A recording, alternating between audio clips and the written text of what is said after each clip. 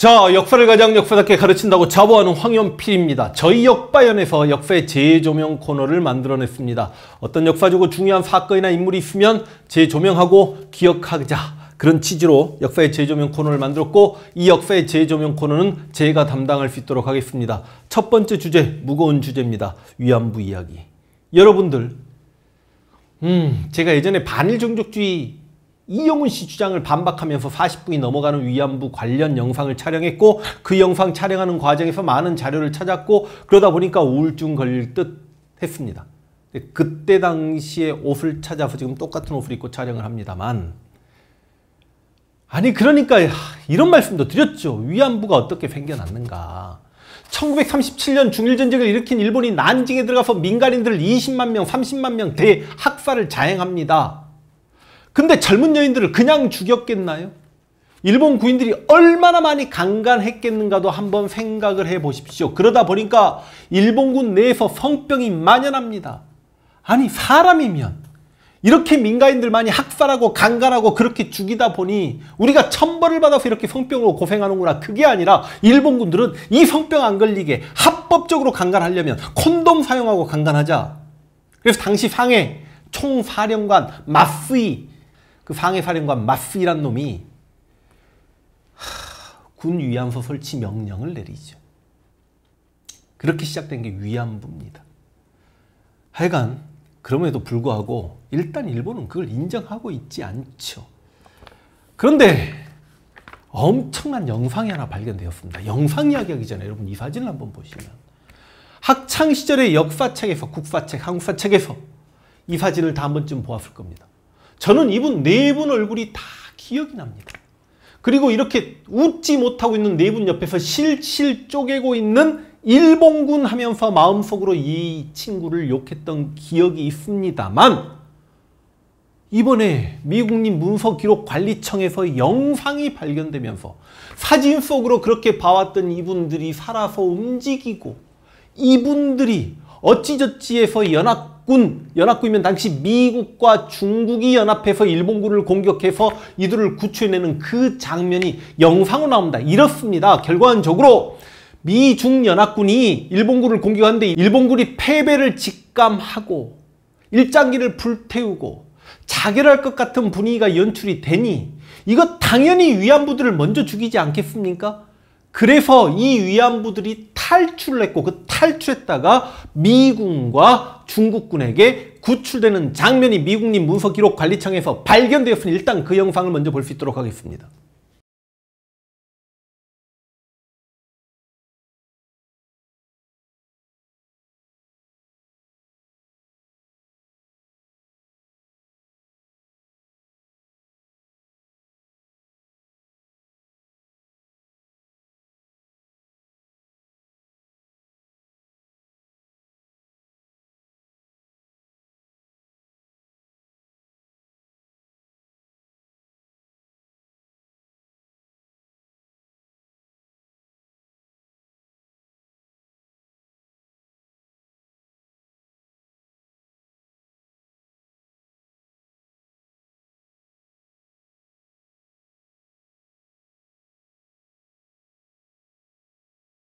자, 영상 속에 보시면 알겠지만 일단 미군을 처음 만나고 중국군을 만났을 때 굉장히 두려워합니다.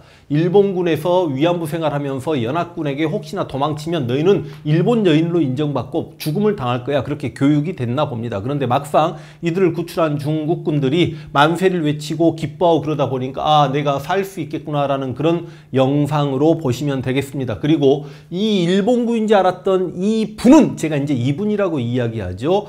중국계 미군이었던 첸 대위였습니다. 자, 그리고 특히 여러분 눈에 띄는 인물이 보일 겁니다. 바로 박영심 할머님입니다. 당신은 22살이에요. 근데 지금 만삭이셨지요. 이 박영심 할머님은 평안도 출신입니다. 그런데 군에서 잡부를 모집한다는 말을 듣고 정신대회로 끌려간 거죠. 끌려가서 어디로 끌려가냐면 난징으로 갑니다. 난징 대학살이 있었던 바로 난징입니다. 이곳에서 기모노를 입고 3년간 위안부 생활을 하십니다. 난징에서 이렇게 윈난까지 끌려가시는데 바로 지금 미얀마 보이시죠? 지금의 버마라고도 불리는 곳입니다. 이 미얀마 국경지대 윈난에서 당시 미 중연합군과 일본군의 치열한 전투가, 엄청난 전투가 있었던 곳인데, 와, 이런 전장까지, 완전히 최전선까지 끌려가셨어요. 그래서 이곳에서 약 2년간 생활하시다가 탈출하셔서 이렇게 중국군을 만났는데, 그 배부른 상태로 만났는데 바로 사살을 하게 되고, 그리고 포로 생활 하시다가 돌아오신 이 박영심 할머님이 북한에서 영상 촬영했던 내용이 살아있습니다. 그 영상 볼 수 있도록 하겠습니다. 나는 17살에 남포에 할머니 집에 갔다가 일본 놈이 와서 덜뿌리 가자 그러더라. 어딜 가자니 하니까 공장에 가서 덜뿌리 시간에 가자 그래서 덜뿌리 하자는 바람에 따라갔습니다.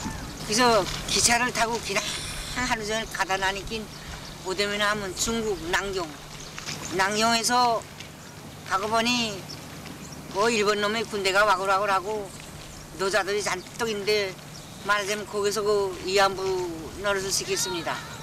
그때 그 위안소 이름이란 알겠나? 예, 알아요. 뭐라고? 긴수이로. 긴수이로. 응. 긴수이로. 금수로. 긴수이로다. 긴수이로요, 긴수이로. 상해리 그 집이 있을 겁니다. 예, 맞았다. 그 일본 놈이 정말 만행을 해 생각하면 못 들으면 사람이 기가 가서 저희도 누이 동생도 있을 거고 이 처자도 있을 거요, 자식도 있을 텐데 17이나 떼고 상해도 애기에다 애기. 정말 생각하면 때에 죽여도 센데였습니다. 정말 때에 죽여도 센데는. 어머니 부마에서 있을 때 그 요양소 있잖아, 할머니. 그때 이름이 있었나? 이름이 있었는데 그건 뭐라는지 잊어버렸나? 그 이까꾸로라 그래서 이까꾸로. 이까꾸르? 이까꾸로. 이까꾸로. 응. 이까꾸로. 응. 그러니까 그건 일본 말인가? 일본 말에 이까꾸로. 이까꾸로 때言ってました. 이까꾸로. 그건 지금 알아보면 다 알 겁니다. 상대로. 뭐 보마 사람들도 다 보고 있는 거고 뭐. 그 보마에서 그 위안소에는 조선 사람이 몇이나 됐어요? 늙은 명이 되셔, 늙은. 시진이. 죽은 거에 한 30명 되고. 하루는 일본 군대가 내가 수군수군 하려는 외기나 했더니 군길 태워갔다 그러더만요. 그래서 군길 태우면 전 다다 일본 놈이 지게 됐구나. 그래서 우리 조선 여자들 몇이 있는 거하고 일본 여자 둘하고 우리 좀 뛰자. 그래서 거기서 도망쳤습니다. 난 다른 거 없습니다. 그래서 어딘 거죠?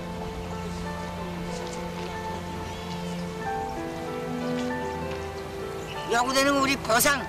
그래서 보상을 우리 죽기 전에 해주는 거 이거 바랍니다. 그것도 국민기금으로 하지 말고 나라의 돈으로 하라. 나라가 해는 일이 국민이 무슨 상관이 있습니까 거기에. 그래서 도격불합니다. 그 말 들으면 정말이니. 나 저 격불한 생각하면 선생님하고 저 막 제일 급하 정말이니. 나 이거 저 이 가슴이 막 터대오고 또 터대오고 나 이 배가 째야 생각하면 정말 못 가야 될지 몰라. 여러분, 이렇게 사진 속에 만삭의 박영심 할머님이 살아남으셔서 수십 년간 아픔을 간직한 채 할머님이 되셔서까지 진실을 이야기하는데, 실제로 이런 만행을 저질렀던 사람들은 그 잘못을 뉘우치고 반성하지 않으니 우리가 화가 나는 건 너무 당연한 거 아닙니까? 여러분, 박영심 할머님은 이렇게 살아남으셨지만, 그러면 아까 말씀드린 이 윈난에서 살아남지 못한 위안부 할머님들의 삶은 어떻게 되었을까요? 모두들 돌아가셨습니다. 근데 그분들이 모두 돌아가시고 중국인에 의해 매장되는 영상까지 발견되었습니다. 그 영상 볼 수 있도록 하겠습니다.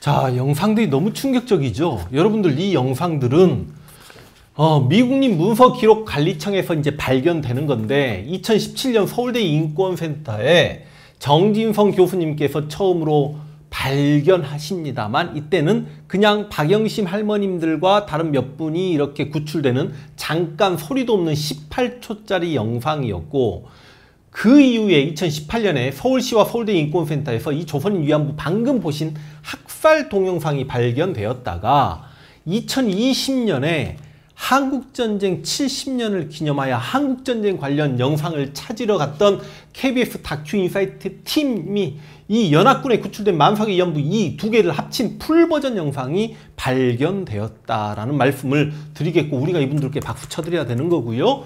그 다음 관련 보도자료 보시면 원래는 이제 1998년 이 박영심 할머니가 원래 2006년에 돌아가시거든요. 근데 돌아가시기 전에 일본인 이토 다카시라는 분이 있는데, 일본인임에도 불구하고 위안부의 진실을 밝히기 위해 노력하신 분이었는데, 이분과 나눈 인터뷰 내용이 2016년 3월 4일 뉴스타파 슬픈 기약 1, 2부에 포함되면서 박영심 할머님이 본격적으로 알려졌고, 얼마 전에 역사전을 그날에서 KBS 발굴 영상 기획 전쟁 포로가 된 만삭의 여인 위안부 역사전을 그날 영상 중에 상당히 완성도가 높은 영상이었다라는 말씀을 드리겠습니다. 그래서 이분들께 이렇게 박수를 우린 당연히 역바연은 역사 왜곡에 대해서 진실을 알리기 위해 노력하고, 또 이렇게 다방면에서 노력하고 있는 사람들의 연구 성과와 그 기록들을 알려주는 매체 역할을 하니까 우리는 또 이렇게 박수 쳐드리는 역할을 해야 된다는 말씀을 드리면서, 한국 정부에 등록된 일본군 위안부 피해자가 총 240명인데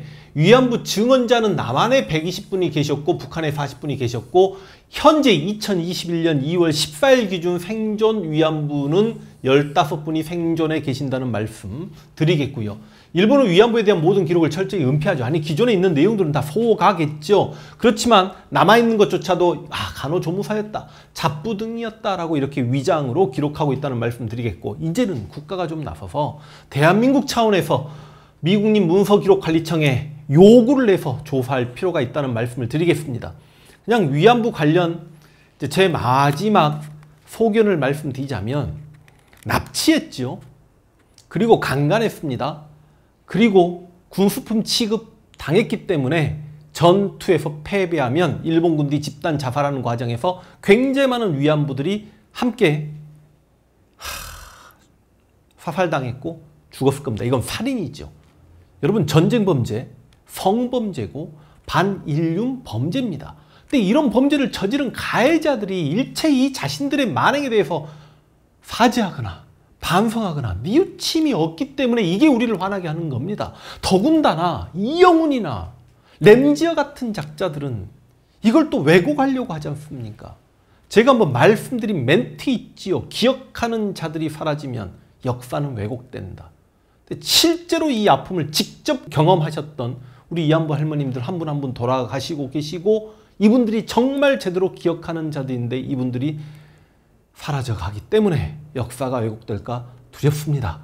가해자들이 가장 바라는 건 우리가 이 사건에 대해, 이 일에 대해 기억하지 못하고 우리가 잊어버리는 것을 가해자들이 가장 바란다는 말씀과 더불어 우리는 역사를라도 위안부에 대해서 기억하고 공부하려 노력하고 그들의 아픔을 감싸주려 노력하고 그들의 만행에 대해서 용서하지 않는 마음을 가져야 되겠다라는 말씀 드리면서 역바연에서 역사 재조명 첫 번째 코너 이렇게 마무리하겠습니다. 마지막으로 가수 나비드의 아프다. 깜빡할 뻔했습니다. 그 위안부 피해자분들의 아픔을 조금이나마 위로할 수 있도록 만들어진 영상이라고 합니다. 그래서 해당 음원에서 발생하는 수익의 일정 부분이 위안부 할머님들에게 기부될 예정이기 때문에 가수 나비드의 아프다 1절까지만 여러분들에게 함께 영상에서 제공하겠습니다.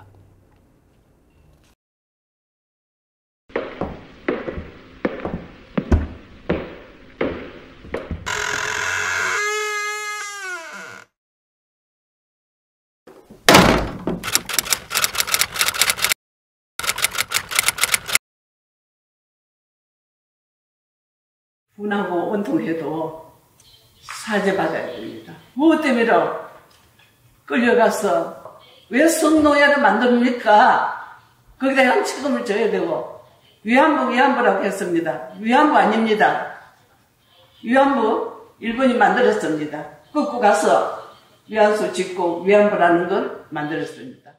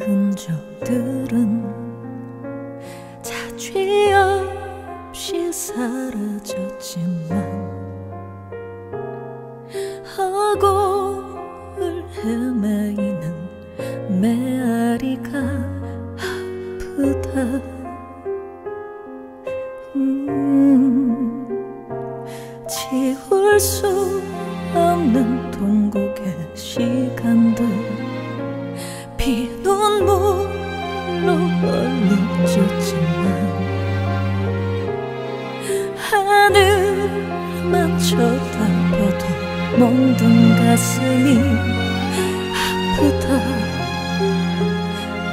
아프다 아프다. 해맑은 미소의 그 어린 소녀는 쓰라린 상처 안고 주저앉아 꿈처럼 지나버린 안타까운 날들이 다시 떠오르지 않기를.